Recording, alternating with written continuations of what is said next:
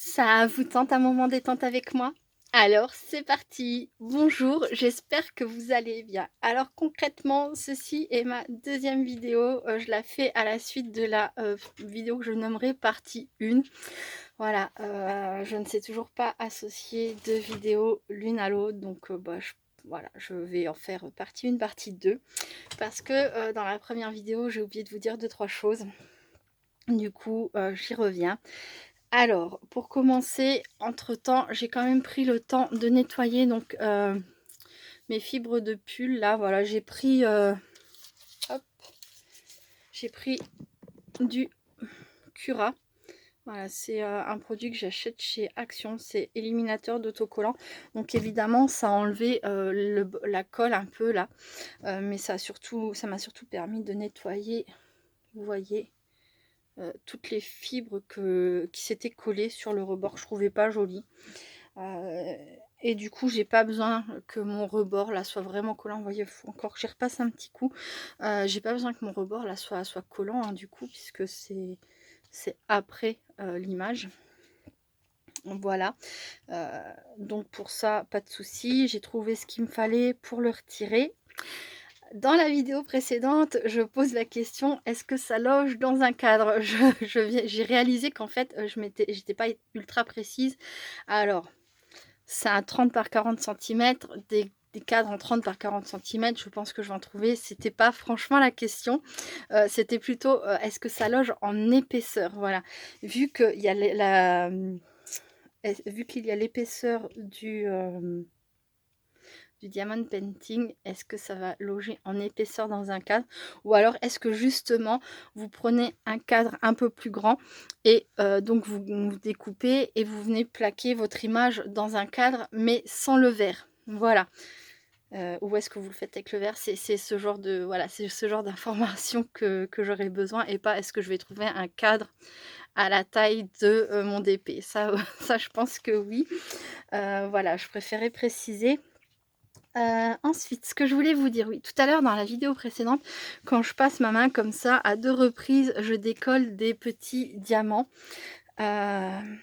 Alors c'est pas un problème lié, au diamond painting en lui-même, c'est quand, je suis venue, positionner des fois, heu, par exemple, il y a des lettres qui reviennent, de façon éparpillée dans mon DP ou des lettres que j'avais oubliées, et donc à la fin, j'ai complété mes petits trous, et sans doute que à ce moment-là, comme ça c'est «imbriqué» entre guillemets, entre plusieurs diamants déjà posés, il est fort possible que je les ai mal appuyés, vraiment. Du coup, là ce que j'ai fait, c'est que j'ai pris mon plioir. Je pense qu'on peut le faire tout pareil avec une règle. Voilà. Je suis venue passer donc avec mon plioir comme ça. Là c'est la règle, hein, mais c'est pour voir si ça fonctionne très bien aussi.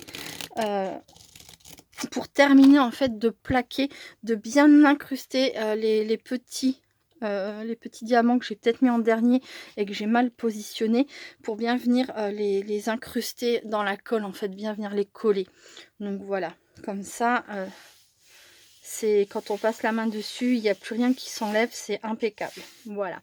Donc je pense que c'est pas une astuce, toute nouvelle, hein. Je pense que vous devez ça fait que c'est quelque chose qui existe déjà, parce que ça me paraît logique de pouvoir après venir bien appuyer, tous les diamants pour être sûr que vraiment ça vienne bien se coller à la colle, et voilà, c'est top. Une fois que ça c'est fait, je pense qu'on n'a plus trop à craindre que ça s'enlève. Voilà, voilà.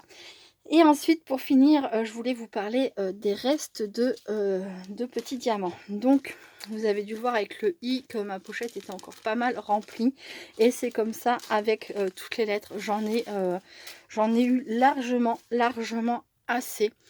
J'ai vraiment aucune pochette ne m'a donné peur, d'en manquer à un moment donné, donc ça, c'est vraiment génial. Si, au fur et à mesure du temps, enfin voilà, si en le manipulant là avant de le positionner, je venais à perdre quelques diamants, on ne sait jamais, hein, ça peut encore arriver, je pourrais facilement, le remplacer, puisque j'ai, vraiment dans toutes mes pochettes, il y en a encore largement assez pour venir combler, les trous qui pourraient se faire, voilà. Donc moi, comme je vous ai dit, j'ai tout mis dans des petites pochettes comme ça, que j'avais d'avance. Si vous vous lancez dans le DP, je pense qu'il est peut-être bien d'avoir ce genre de petites pochettes. Et après peut-être une grande pochette ou rassembler toutes les couleurs avec pourquoi pas le dessin correspondant. Parce que là on a l'image. Voilà. Je sais pas après comment, si on devient vraiment un grand fan de DP, je pense que c'est très important de les classer correctement, de ranger ça par pochette, etc. avec sa table de matière, enfin voilà, ça m'a pris du temps, ça a été au début, c'est ce que j'ai fait, dimanche. J'ai pris le temps de tout mettre en pochette, ça m'a paru long et un peu fastidieux, mais enfin oui, ça m'a paru fastidieux tout court, mais du coup après c'était vraiment plus pratique. J'avais plus qu'à choisir mes petites pochettes avec la lettre associée, c'était impeccable pour m'y retrouver. Voilà, donc vous voyez, il y a vraiment de quoi faire. Et si au final, ce sont des diamants dont vous ne vous servirez plus jamais pour les DP, alors comme me l'a suggéré une autre scrap copine, donc Françoise, ça peut être utilisé donc pour le scrap. Voilà, elle, il lui restait un reste de petits diamants comme ça, et elle les a collés, on les voit très bien parce que ça brille super bien. Elle les a collés sur la carte qu'elle m'a envoyée. Voilà. Hop, donc ça peut on peut s'en servir par la suite, voilà, facilement en scrap, hein, mais c'est encore une fois une des choses qui me plaît dans ce genre d'activité, c'est que on peut toujours se servir des restes. Voilà, c'est pas mal du tout. Je trouve ça vraiment bien.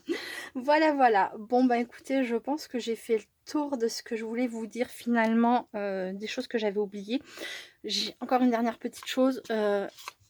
Chez Action, donc ils ont aussi des petites barquettes comme ça. Moi j'en avais pris une grande parce que finalement je m'en étais sortie comme ça, mais voilà, pourquoi pas utiliser aussi ce genre de petites boîtes de chez Action pour les personnes qui achètent des embellissements, je vais y arriver, des embellissements chez Action. Enfin en tout cas moi je les ai gardées toutes ces petites barquettes et je me demande toujours quoi en faire. J'essayerai pour le prochain DP de m'en servir comme ça, genre je mettrai un petit peu sur les zones où en fait il y a beaucoup de changements de couleur. Je me dis pourquoi pas. Voilà, à moins qu'un jour je décide vraiment d'investir dans du matériel spécial DP, mais voilà, pourquoi pas, si ce genre de petites astuces peuvent servir. Voilà. Bon bah écoutez, c'est vraiment tout cette fois pour cette vidéo. Donc comme je le disais, la prochaine concernera la peinture par numéro. Donc c'est un renard. Ça m'angoisse. Voilà, coucou Carole, tu m'as dit que j'allais adorer. J'espère vraiment, j'espère que ça va me plaire. J'avoue que j'avais moins peur de tenter le DP que la peinture par numéro. Voilà. En fait, le truc, c'est que je suis assez maladroite. Je sais pas si vous l'avez déjà remarqué ou pas, si ça s'est vraiment vu dans mes vidéos, mais les choses m'échappent souvent des mains. Voilà. Et c'est pour ça que la peinture me fait tellement peur. Faire tomber un stylet avec un diamant, un petit diamant comme ça autour, bon, c'est pas grave. Mettre 50 fois ma main dans la barquette et renverser tous les diamants, bon, c'est un peu pénible, mais c'est pas la fin du monde. Mais alors, la peinture, voilà, je sais que je risque de faire tomber mon pinceau, que je risque de renverser l'eau, voilà, c'est tout à fait moi. C'est pas que je suis pas quelqu'un de propre, mais voilà, je sais pas pour quelle raison. Je suis maladroite, voilà, c'est ça. C'est pas un problème de propreté, hein, j'aime bien travailler proprement, etc. Mais quand on est maladroite, ben, on est maladroite, quoi. Et c'est vrai que la peinture, voilà. Et puis, il va falloir que je chasse ma petite ombre féline de la pièce parce que Chamallow ne peut pas s'empêcher, en fait. Il a besoin d'être collé à moi. Voilà, là, il est là, hein, il est en train de jouer à mes pieds parce que je suis debout, donc il peut pas me grimper dessus. Mais voilà, et il faut tout le temps qu'il soit collé à moi, donc il va falloir que je le sorte de la pièce où je ferai la peinture. Ça limitera déjà les dégâts. Et mais voilà, c'est vrai que j'ai un petit peu plus peur de me lancer dans la peinture par numéro. Mais comme je le disais dans la vidéo précédente, eh ben, je le ferai et puis on verra bien ce que ça donne. Et si j'ai loupé, j'ai loupé. Je sais d'avance que ce ne sera pas de la faute du matériel, que ce sera uniquement de la faute de ma maladresse. Mais voilà, de toute façon, je vous ferai cette vidéo quoi qu'il en soit, quel qu'en soit le résultat, vous le savez. Bon, bah écoutez, voilà, je vous laisse vraiment cette fois-ci. Je vous fais plein plein de gros bisous. Merci d'avoir regardé, si vous l'avez fait, ma vidéo jusqu'au bout, cette deuxième vidéo. Je vous dis à très très bientôt. Restez créatives et créatifs. Bye bye.